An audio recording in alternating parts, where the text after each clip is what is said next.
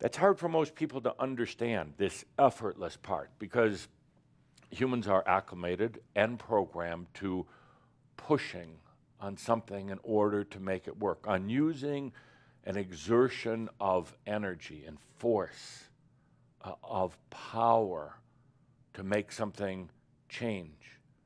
But the true magi understands there's absolutely no need for that force or power whatsoever. Magi understands that it's simply a matter of making that choice and getting out of the human's way. Actually, in a way, Caldera really summarized this entire shout at the beginning by saying, things happen on levels which the human doesn't understand, nor should have to understand, but it's getting that human out of the way so the I am can bring about what is greater than what your mind or imagination can possibly imagine.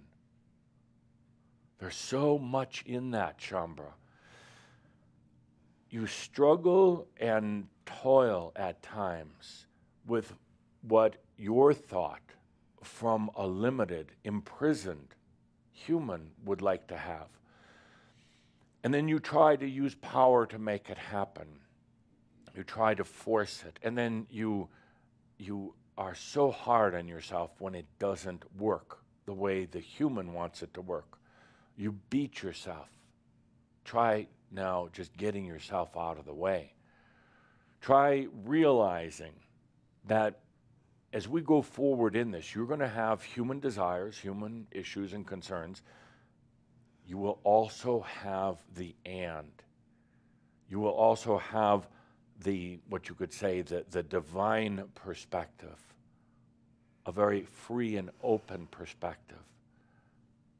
Please understand that whatever it is that is being chosen, not just from the human survival mode, but from the grace of the I am mode, will simply come without effort. That will be challenging because you're going to feel like the human, is not doing anything. And the human has to effort, has to push, has to use power. What you're going to be learning here in these next 11 shouts of ours is that there is no need for any pushing. It's going to feel awkward. It's going to feel like you're walking outside onto a crowded public street without clothes on, totally naked, really. Because it's going to feel awkward, and you're going to feel, what have you forgotten? What are people going to say? Well, first of all, they're not going to see you. It's not an emperor's clothes thing. They're just not going to see you. Because they're on a whole different playing field called power. They're not going to see you. They're not going to care about you unless you choose for them to do so. You're going to feel naked because you don't have on the suit of armor of power that everybody wears out there. And you're going to feel vulnerable for a moment. And then you're going to realize there's no need for that armor anymore. There's no need for that power anymore in your life.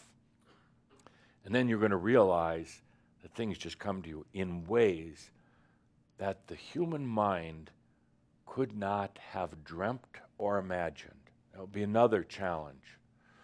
You're so used to thinking about what you want, but the thinking, is generally not coming from your real thoughts. They're not really yours. They belong to your ancestors. They belong to mass consciousness. They're not really yours. You're so used to thinking in terms of the basics, a salary, a car that works, a house that you can sleep in, and those type of things. And those don't really matter. They really don't. I know to the human, they might, but I have to have those first. No, actually, you're going to realize they just don't matter. And you're going to hit a point in this year where you're going to get mad first at yourself and then at me. And you're going to say, why have I wasted so much time, so many lifetimes, on the pursuit of such humanly things at the absolute forgetting or not seeing of what was really important? Why was I wasting so much time on things that were going to be there anyway if I had just allowed myself to go to the next level of consciousness? Why was I so short-sighted in just focusing on paying the bills, feeding myself, having a job, those things, when those are just going to be there naturally when I'm free? Those things, it's humorous in one respect and sad in another respect. It's humorous to see all this effort going into such mundane things, really mundane things, surviving, pretty mundane. It's boring, and that's why you're here. You recognized it was boring. It's sad to see how much of a person's lifetime and potential is wasted in a way when really those things are taken care of. I have to underline that and stress that. Those things that you worry about, the basics, Tobias talked about them years ago: abundance, health, relationships, and to a degree self-worth. But those basics are automatically taken care of in the powerless life. Those things are, they're automatically feeling in ways you couldn't imagine. Oh, I know, I see the linear mind paths you walk down at times. You plan out a life.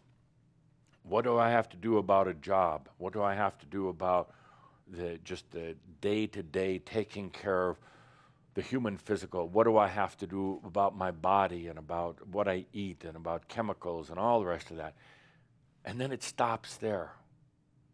It limits right there. And everything then is designed around these basic human survival things. Those things don't matter that you're worrying about now, and you're gonna get upset with yourself and then with me sometime, probably about 6 months from now, and say, why did I spend so much time worrying about things that were already taken care of by you?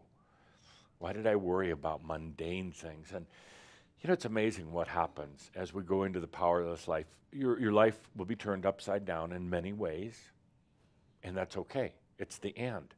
You're still gonna be here, and you're still gonna be continuing on, and your life is gonna be turned upside down, and it's gonna be amazing and fun. Because this time, it's not going to be from a singular perspective. It's not going to be, oh, my whole life is turned upside down. It's going to be like, oh, my life here turned upside down, and here I am, a grand free being. Doesn't matter. You get to experience all of it. And you're going to realize that there's things that are going to happen in your life that are going to be beyond what this human here could have imagined. Because I got to tell you right now, as we get into this new series, you're really limited in what you imagine for yourself. Really limited. It's kind of like being given if you're an artist, being given a whole studio filled with canvases and paintbrushes and acrylics or oils and welding equipment and anything to compose artwork, and then just taking out a pack of crayons, children's, school crayons, and one little sheet of paper and tearing that in half because you didn't want to waste it, and drawing on that. And that's what you're going to come to realize, that the dreams of the human were so limited, so very limited. And I understand why the human dreams, but really they're failure dreams. They really are. I mean, not that you're dreaming of failure, but you do.